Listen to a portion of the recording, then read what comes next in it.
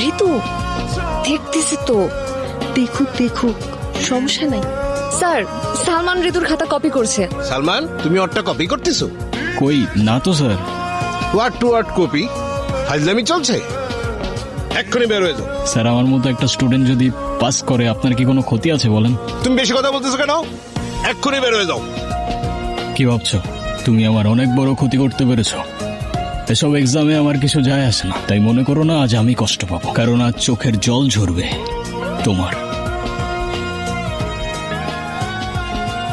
বলেছিলাম তো আজকে চোখের জল ঝরবে তোমার।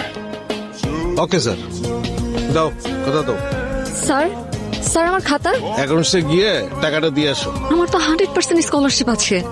আজ থেকে নেই, অ্যাকাউন্টসে গিয়ে 45,000 টাকা দিয়ে ক্লিয়ারেন্স নিয়ে আসো। কি ক্ষতি করে